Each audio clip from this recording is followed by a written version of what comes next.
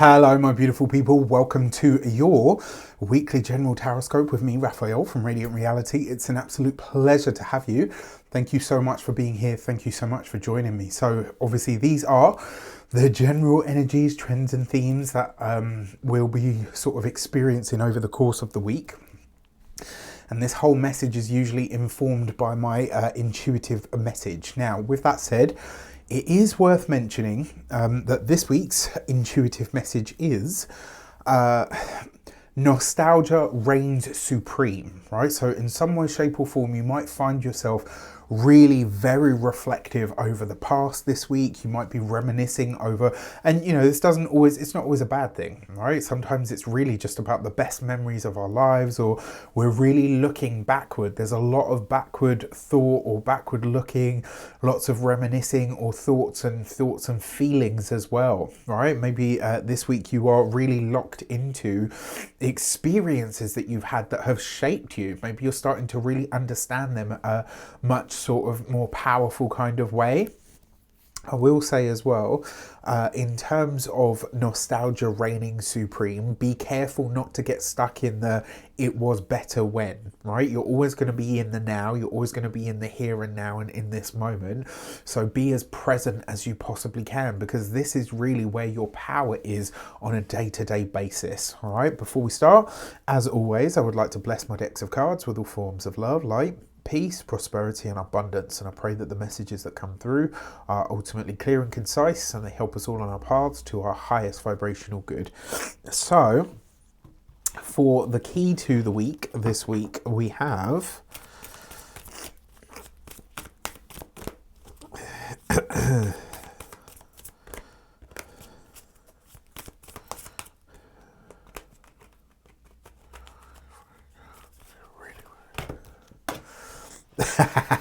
the Gate 25 and Innocence. And the message behind this card is really about tapping back into who you are at your core, right? So you remember when you were younger, when you were a kid, when you had your innocence and you were just who you were, you always did everything with the full force of your being, you know, from a place of purity, right? There was no agenda. It was just, this is me, this is how I live, this is who I am, whatever. And you just kind of lived your life, right? So this is about getting back to that. And so that energy of nostalgia that seems to be really pervading and very much in the air this week is really trying to show you that you're, you know, yes, the yesteryears were incredible and they've made you who you are, but also it's trying to remind you that no matter how much you have shifted or changed or whatever you've learned, at your core, you are always who you are. Now, in terms of our destiny energies this week, I just knew this card was going to come up, right? Look at that, the Six of Cups. So there's a lot going on in the collective about nostalgia this week. There's a lot of memory stuff going on. And I wonder, last week in the weekly general, we saw, I made a prediction about a passing of somebody in the world, like a prominent male figure who was either the head of something or the head of a state or whatever the case might be. And also around, possibly even somebody that was a bigwig in the financial sector.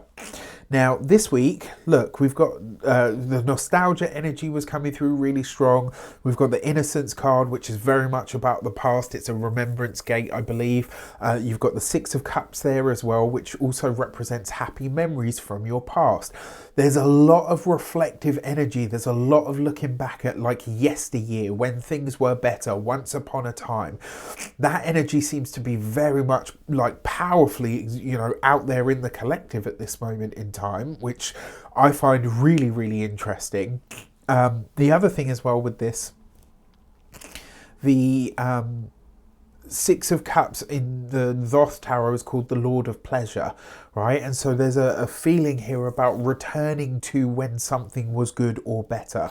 Now with this, you've got the Knight of Cups, the Knight of Pentacles. So, you know, this is really about enacting or seeing through into fruition larger or longer term plans. And then we've got the Five of Cups. So For those of you that own cars and or vehicles, if you've had it a long time and it's been on its last leg for the longest time, this may very well be the week. I'm really sorry to say that, but it is possible.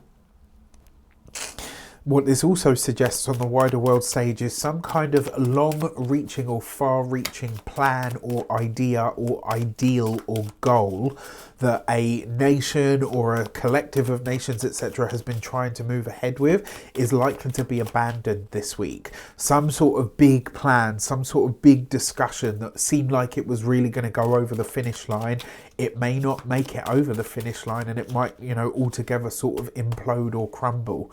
I'm very, very intrigued by this Six of Cups and the Innocence energy, though, because as I say, this was the feeling that I got from it with the intuitive message. It's like there's a real pervading feeling of the old days, the good old days, looking backwards, remembering when things were, right? And that seems to really be very, very prominent in the world at the moment. I'm really, really intrigued. I wonder as well if we're going to see some kind of retro moment over the course of this week. Now, for the direction energy, how do we tap into it? Well, the Judgment card is also, if you've been with me long enough, you'll have heard me say about this card as well, this is the blast from the past. I don't know what it is, but something is clearly happening this week. Because last week we had like temporal shifts, right? And I said time was going to be really weird. And then this week it's like we're really looking backward. There's a lot of past energy, looking backward, reflective energy, what was versus what is. Now, the Judgment card coupled with the Nine of Cups is actually a beautiful combination because it suggests some kind of long-awaited healing. So this will be on the collective scale.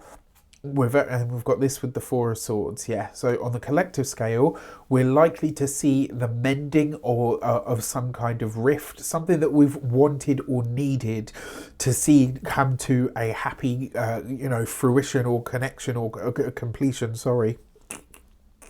We'll be seeing that, right? On a personal level, this could be some old hurt, some old wound. It's like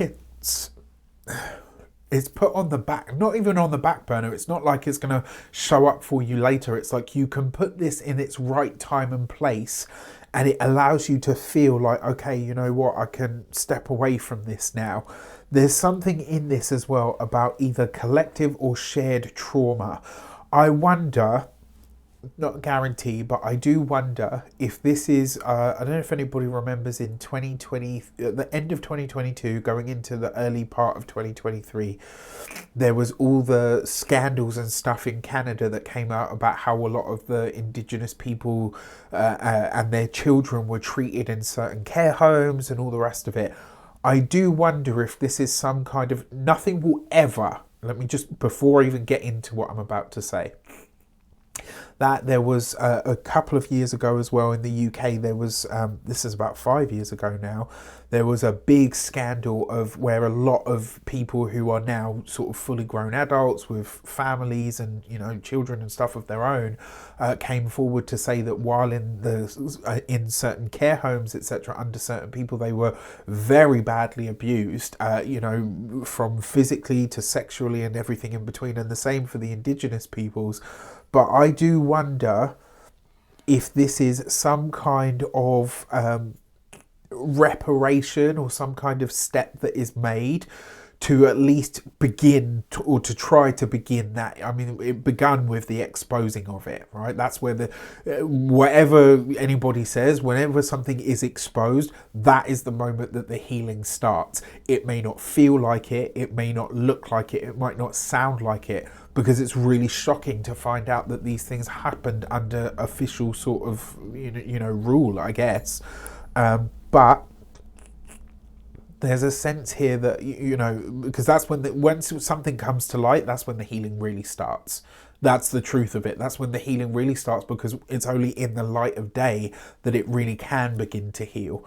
I wonder, though, if this is some move that is made in that regard or on behalf of this, in order to move things along or to really start to amplify that healing energy from something that is and was quite, downright fucking atrocious. So yeah, if you are a member of the Indigenous community and this is that, and something takes place for you guys to see the healing that you so rightly deserve, my heart goes out to you, all right, you and all of your people. With that said, for the whole world, I can't wait to see what healing does take place this week, or begins to take place from this week. With that said, I wish you all an abundance of all of that good stuff. Let me know in the comments how it shapes up. I love hearing from you guys when this stuff shows up in the news, etc., because it helps me. Yes, it's nice to know that I got things right, but more importantly, it's wonderful that we as a collective, we here in the Radiant Nation, get to see that the oracle that is tarot will speak to every and any experience that a human being or the human collective can have. All right, with that said, take care. Rafi loves you.